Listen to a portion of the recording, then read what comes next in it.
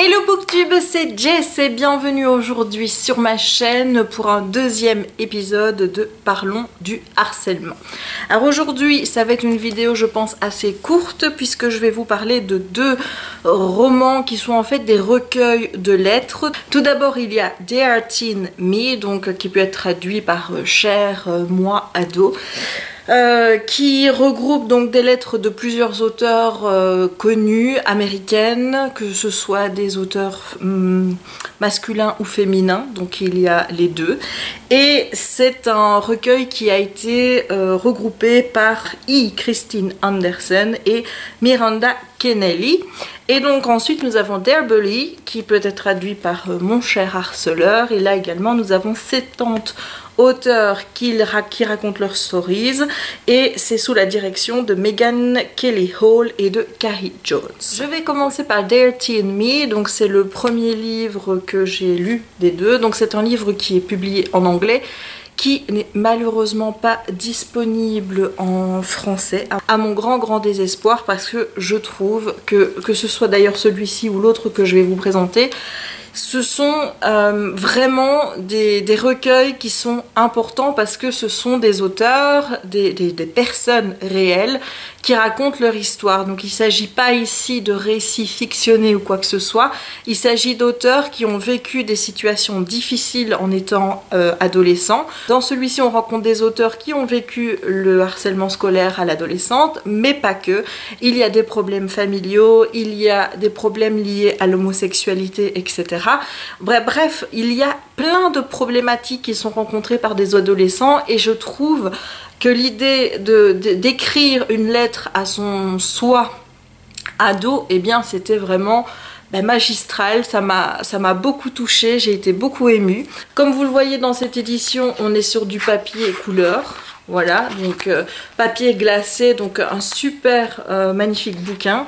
À chaque fois vous avez donc une représentation de l'auteur quand il était ado, et vous avez ici une petite bandelette qui fait bien sûr penser à un courrier. Honnêtement j'ai kiffé ce roman. J'ai tellement aimé ce recueil que j'ai voulu moi aussi écrire ma petite lettre à moi en étant ado. Et cette lettre, elle est publiée sur mon blog et je vous mettrai le lien de l'article du blog dans la barre d'infos si ça vous intéresse d'aller lire ce que j'avais à raconter à moi, la petite adolescente de 16 ans. Donc ça m'a fait énormément de bien d'écrire cette lettre.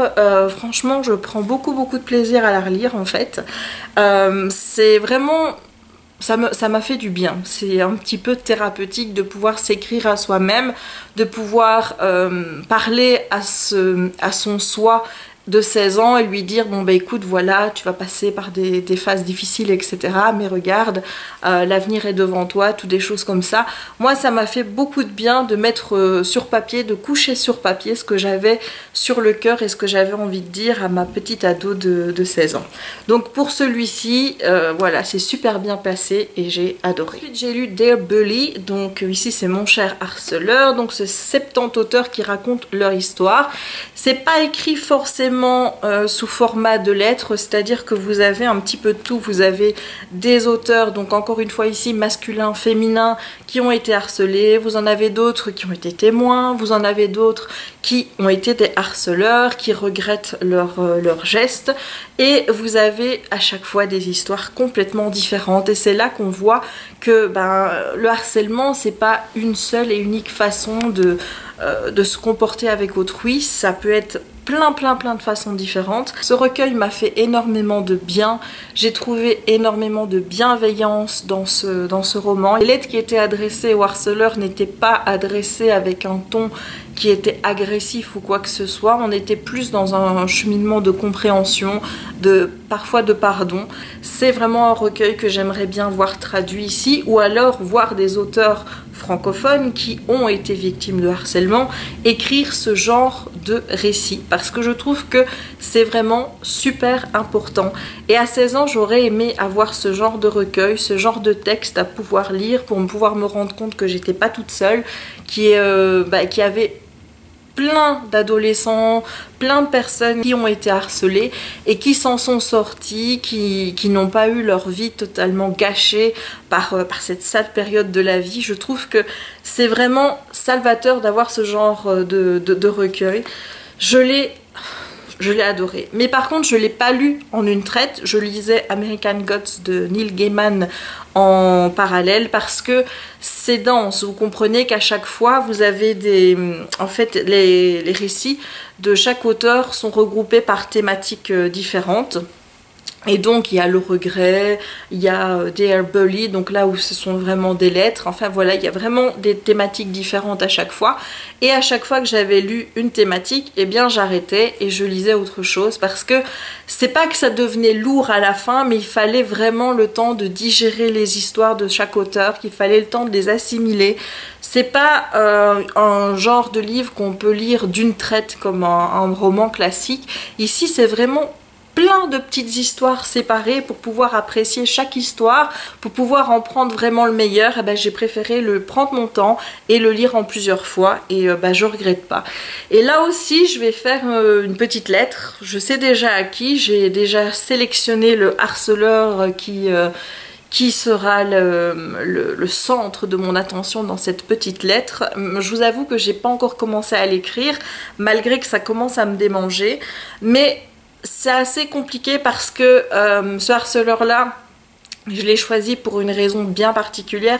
Comme j'ai quand même fait pas mal de chemin sur la voie du harcèlement et que maintenant j'ai quand même beaucoup plus d'indifférence vis-à-vis de mes harceleurs que de la colère ou quoi que ce soit, eh bien j'ai choisi le harceleur pour lequel il y a encore beaucoup de colère, voilà, celui auquel vraiment j'en veux le plus.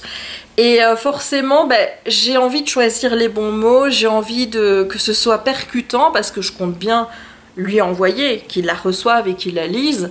Donc j'ai envie que ce soit percutant sans être agressif et qu'on soit pas dans une optique de revanche ou quoi que ce soit, mais qu'on soit dans une optique explicative. Donc c'est assez compliqué de trouver les justes mots à mettre dans cette lettre, c'est pour ça que je ne l'ai pas encore fait.